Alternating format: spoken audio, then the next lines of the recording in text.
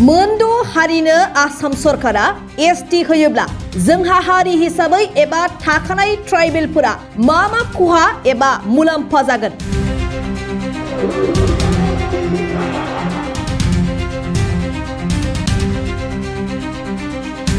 रायजो सरकारनि खुंथायाव थानाय आयेन आफादनि ट्राइबेल सोद्रोमाफोरा फैगौ समाव मा बिफाव लानो नांगौ? बै सय जनगोष्ठीया आसामाव बिथांमोननि सुबुं अनजिमाखौ नायोबा 1.5 कोटि आरो जोंनि ट्राइबेल जि 14टा ट्राइबेल दङ फ्राय बिसोरो 50 लाख 1.5 करोड़ मानसिया जुदि जोंनि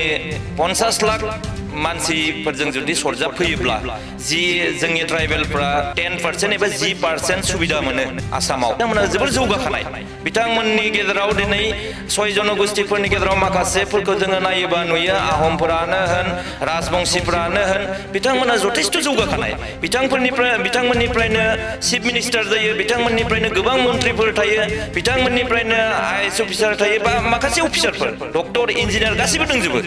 दा बेनि गेजेरावबो बिथांमोननि जि ब्रेन आरो ट्राइबेलफोरनि जि ब्रेन बेजों गोरोबखाया दा बै हिसाबै बिथांमोना जुदि जोंनि 45 बा 50 लाख मानसिफोरनि गेजेराव हाबफैनानै बै 1.5 करोड़ मानसिफ्रा हाबफैनानै जुदि जोंनि 10% खौ बाहागो लाफैयोब्ला जों थारैनो धंस जाखागोन ट्राइबेलफ्रा गासैयावबो जोङो बन्सित जानो गोनां जागोन जोंनि जि सोमावसारनाय जोंनि जि थैनाय बेफोर गासैबो ओंथि गैयै जागोन जोंहा गुबुनफोराबो मोनथाय मोननायाव जोंहा जेबो बुंनांगौ लागा गैया मोनथो आरो जोंनि जि खुंथाय जोङो बेखौल' खावलायगोन बिथांमोननोबो मोनथायखौ हो नाथाय जोंनि थाखानाय एसटिफ्रा जाहाथे खहा जाया एसटिनि खहा जायालासिनो जेबो बेबायदि एसटि जाया फैगौ 10 नभेम्बर खालाराव गुवाहाटीआव जानो गोनां CCTOAनि हाबाफारियाव जोंनि बाहागो लानाया माबायदि जानो नांगौ? थारैनो बेथ' जोङो बर' हारि हिसाबै ट्राइबेल हिसाबै बहुत भुगिबोखानाय जोङो सोमावसारागौ माने जोङो जेबो मोनबोखायाखै दिनैबो जोंहा मोननायनि उनावबो मोनसे संकट फैफिनदोसो गासैबो जोंनि जिखिनि 14टा हारिफोर दङ ट्राइबेलफोर दङ लोब लोब ओंखारनांगौ गाव जाय जेरै हायो ओंखारनांगौ बेयाव कुनु राजखान्थिनि खोथा फैया बेयाव कुनु सरकारनि मानसिनि खोथा फैया बेयाव गासैबो मानसियानो लोब फैनानै बेयाव बाहागो लानांगौ बर' हारिखौ बा ट्राइबेल माहारिखौ रैखाथि होनायाव जों बयबो बाहागो लानांगौ आरो बयहाबो बेयो दायित्व नङाबा जोङो जोबस्रांनोसै बेफोर गासै सोंथिनि फिननाय नागिरनानै मोनसे समनि उदालगुरि जिल्ला एबसुनि बारग' गाहाय नेतारि निजोमसा बर'जों खौरांगिरि सोरांसार बाग्लारिनि मोनसे जर'खा रादाब खुलुमबाय रायजोनि सिङाव बयनिख्रुइबो सुबुं सानखो बांसिन थानाय हारि होननानै बुङोब्ला जों दिनैनि सानाव बुंनांगोन मोनद' जि हारि आरो दिनै बे मोनद' हारिया दिनै आसाम सरकार काउन्सिल सरकारनि दारै दिनै बिथांमोना जि एसटि जि दाबि बे दाबिखौ लानानै बे समाव बायदि हाबाफारि लानाया बे समाव सोलिगासिनो दङ थारैनो जों बुंनांगोन मैयाबो रोजा जि रायजो राजाफोरखौ लानानै सा बागानाव थाग्रा जि आदिबासि हारि बे हारिया मैयानि सानाव उदालगुरि सहर नाङै उदालगुरि जिल्ला नाङै मोनसे सोमावग्लुं हाबाफारि लानायखौ जों नुनो मोननाय जादों थारैनो जों बुंनांगोन दिनैनि सानाव बे मोनद' हारिया जुदि एसटिनि जि मर्यादा बे मर्यादाखौ मोनोब्ला जोंहा हारि हिसाबै जों ट्राइबेल हिसाबै जोंहा मा खहा जागोन दा बिनि सायाव जोङो आबुङै मिथिनो होननानै बा जोङो सावरायनो होननानै बे समाव दङ आरो बे समाव आंजों लोगोसे दङ मोनसे समनि उदालगुरि जिल्ला दुलाराय बर' फरायसा आफादनि गाहाय नेहाथारि बिबान लाबोनाय आरो बेजों लोगोसे बर' समाजनि थाखाय गावखौ बावसोमनानै खामानि मावनाय आरो दिनैनि सानाव सासे समाज सिबियारि महरै नैबे उदालगुरि जिल्लाजों लोगोसे सारा बड'लेण्डआवनो मिथिजानाय बिथां निजोमसा बर' आरो बे निजोमसा बर'जों आङो दिनै बे समाव मोनसे मोगामोगि आयदा बा जोङो दान्दिसे सावरायनाय मोनसे हाबाफारि लानानै फैदों जों बिथांजोंनो थोंजों बिथांनि खाथियाव जिथु नैबे समाव दङ आंजों लोगोसे बिथाङानो नै जाहैबाय मोनसे समनि उदालगुरि जिल्ला दुलाराय बर' फरायसा आफादनि गाहाय नेहाथारि बिबान लाबोनाय निजोमसा बर' नोंथांखौ जोंनि चेनेलाव गिबिथाराव बरायग्रोनाय जाबाय जों मैया नुदों जिथु उदालगुरि सहर नाङै दिनै आसाम सरकारखौ मोनसे गोख्रों सोमावसारनाय दिन्थिफुंदों मोनद' हारिया बेनि सायाव जोङो मा खहा जागोन जों नोंथांनिबो जों मिथिनो नाजागोन मा बुंनो नोंथाङा थारैनो बे समाव बर' हारि आरो आसामाव थानाय जिखिनि ट्राइबेल माहारिफोर दङ 14टा ट्राइबेल माहारिफोर दङ जोंनि आसामाव बिथांमोननि थाखाय गोबां साननो लागा मोनसे सम फैदों आरो गिख्रंथाव मोनसे सम फैदों दिनै जोङो सारा आसामावनो नुदों ओरैबायदि मोनसे आन्दोलन खालामदों जे जायफ्रानोखि 6 जनगोष्ठी गोबां सुबुं अनजिमा थानाय आरो मोनसे जौगानाय हारि बिथांमोना बै हिसाबै बिथांमोना दिनै गावसोरनि मोनथायखौ मोननो थाखाय सारा आसामाव जाबायदि सोमावसारदों बेयो थारैनो जोङो 14टा जि ट्राइबेलफोर दङ बिथांमोननि थाखाय जोबोर साननो लागा जादों आरो जोबोर गिख्रंथाव मोनसे सम जानानै फैदों मानो होनोब्ला दिनै जाय 6 जनगोष्ठी बै 6 जनगोष्ठीया आसामाव थारैनो बिथांमोननि सुबुं अनजिमाखौ नायोबा 1 निफ्राय 1.5 कोटि 1 निफ्राय 1.5 कोटिसो जागोन आरो जोंनि ट्राइबेल जि 14टा ट्राइबेल दङ प्राय बिसोरो 50 लाख दा बे हिसाबै जोङो नायोब्ला जे बै 50 लाख 1.5 करोड़ मानसिया जुदि जोंनि 50 लाख मानसिफोरजों जुदि सरजाबफैयोब्ला जि जोंनि ट्राइबेलफ्रा 10% एबा 10% सुबिदा मोनो आसामाव जायखिजाया बिथिङाव दिनै जोङो फरायसाफोरनि बिथिङाव नायोबा प्रि मेट्रिक आरो पोस्ट मेट्रिक बेखौ जोङो नायोबा बिथांमोननि थाखाय जि स्कलारशिपनिफ्राय लानानै आरो जोंहा राजखान्थि लेभेलाव लागै जोंनि मोनथाय जि पलिटिकेल राइट्स बेयाव लागै जोंहा जथेस्थखिनि गोहोम गोग्लैगोन आरो जोंहा जथेस्थखिनि खहा जागोन होननानै जोङो सानो मानो होनोबा दिनै ट्राइबेल माहारिनो भारत एबा भारतनि संबिजिताव जोंहा मोनथायफोर माखासे लिरनानै दोननाय दङ जायफोरखौनो जोङो ट्राइबेल हिसाबै जोंनि जि आखुथायफोर थायो बै आखुथायखौ नायनानै गोदोनि दिननिफ्रायनो जोंनो माखासे मोनथायखौ होबोदों आरो बेयाव जोङो मोनसे थोब्लि माब्लि मोनथायखौ जों मोननो हादों मात्र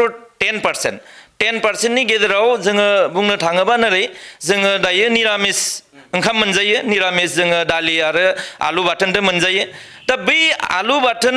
आरो दालिजों जाबाय हानाय मानसिफोरनियावबो जुदि ओंखामखौ सेना जाफैयोब्ला बै ना बेदर जाग्रा बा पनिर जाग्रा मानसिफ्रा बिथांमोना आं मानो बुंदों मानो होनोबा बिथांमोना जोबोर जौगाखानाय बिथांमोननि गेजेराव दिनै 6 जनगोष्ठीफोरनि गेजेराव माखासेफोरखौ जोङो नायोबा नुयो आहमफोरानो होन राजबंशीफोरानो होन बिथांमोना जथेस्थ जौगाखानाय बिथांमोननिफ्रायनो चिफ मिनिस्टार जायो बिथांमोननिफ्रायनो गोबां मन्थ्रिफोर थायो बिथांमोननिफ्रायनो आइएएस अफिसार थायो बा माखासे अफिसारफोर डक्टर इन्जिनियार गासैबो दंजोबो दा बिनि गेजेरावबो बिथांमोननि जि ब्रेन आरो ट्राइबेलफोरनि जि ब्रेन बेजों गोरोबखाया दा बै हिसाबै बिथांमोना जुदि जोंनि 45 बा 50 लाख मानसिफोरनि गेजेराव हाबफैनानै बै 1.5 करोड़ मानसिफ्रा हाबफैनानै जुदि जोंनि 10%खौ बाहागो लाफैयोब्ला जों थारैनो धंस जाखागोन ट्राइबेलफ्रा जों गासै बिथिङावबो साख्रि बाख्रिनिफ्राय लानानै स्कलारशिपनिफ्राय लानानै जि सुबिदाफोर बेनिख्रुइ आरो बयनिख्रुइ गिदिर खहाया मायाव जागोन जोङो जितु बर' माहारिया बा ट्राइबेलफ्रा गावनि अस्तित्वखौ लाखिनो थाखाय गावनि राव थुनलाइ हारिमुखौ फोथांना लाखिनो थाखाय जि संग्राम खालामबोबाय पलिटिकेल राइट्सनि थाखाय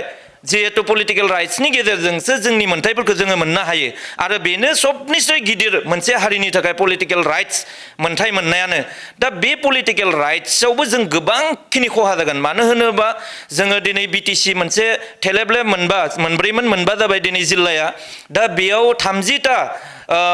एसटि सिट दङ दा बे 30टा एसटि सिटआव जुदि जोङो गुबुनखौ बुंला 6टा जनगोष्ठीनि बिथोराव आदिबासी आरो जोंनियाव राजबंशी दङ बे मोननै हारिया जुदि बेयाव जुदि एसटि जानो गोनां जायोबा मोनफ्रोमबो समस्थियावनो बिसोरो गेलेगोन आरो बिथांमोननि पपुलेशना जिहेतु बारा सुबुं अनजिमाया जिहेतु बारा गासैयावबो बिथांमोना देरहाजोबगोन अब्लानिया जोङो मा जागोन जोंनि जिखिनि पलिटिकेल राइट्सनि थाखाय बर'फ्रा आन्दोलन खालामबोबाय गोबां रोजा रोजा मानसिया थैबोबाय जिनाहारि जाबोबाय बै बुस्थुफोरा जेबो मिनिं थानाय नङा दा बेयो बिराद जोंनि थाखाय साननो लागा आरो आसाम नाङैनो जोंहा 19टा ट्राइबेल हिसाबै 19टा जोंहा एसेम्बलि सिट दङ एसटि हिसाबै जोंहा 6टा दङ बिटिसिआव बै 6टायावबो बिसोर मा खालामगोन 6टायावबो गासैयावबो गेलेनानै मा जागोन बिसोरो गासैयावबो देरहालांजोबगोन आरो जोंहा क'क्राझार लकसभा सिट जोंहा दङ दा बेयावबो जोंहा मा जागोन जोङो गुबुना गेलेयोबा जोङो बेयावबो जेनगोन दा बै हिसाबै राजखान्थिनिफ्राय लानानै गुबुन गुबुन जि सुबिदाफोर गासैयावबो जोङो बन्सित जानो गोनां जागोन जोंनि जि सोमावसारनाय जोंनि जि थैनाय बेफोर गासैबो ओंथि गैयै जागोन दा बेखौनो जोङो दुखु नांदों दिनै जोंहा गुबुनफोराबो मोनथाय मोननायाव जोंहा जेबो बुंनांगौ लागा गैया मोनथो बिथांमोनाबो जि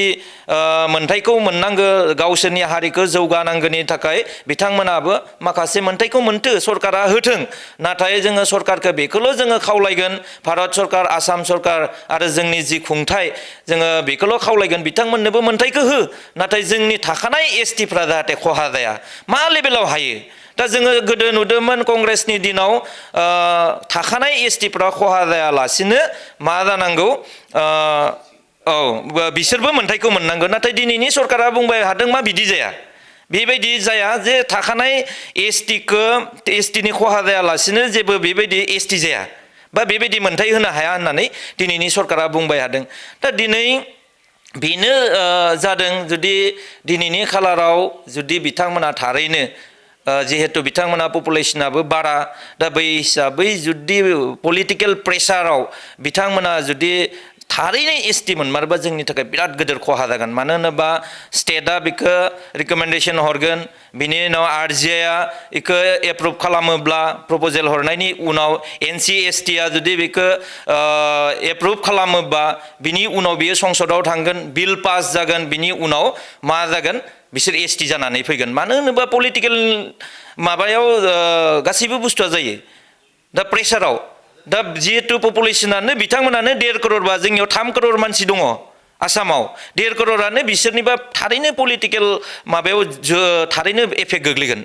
गोहोम गोग्लैगोन बिसोरनाव दा बै हिसाबै जुदि बेबायदि जुदि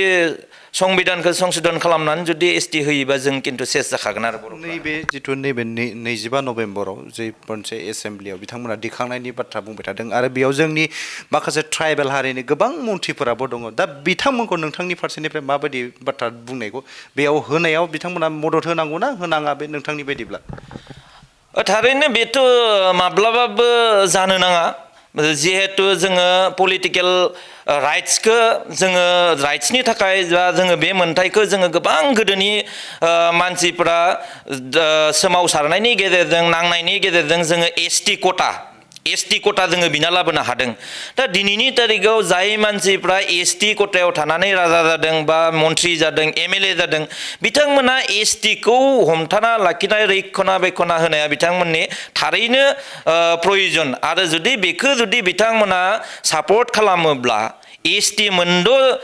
हारिखौ जुदि एसटि होनायाव बिथांमोना सापर्ट खालामोबा बिथांमोना थारैनो हारिनि बिराद गिदिर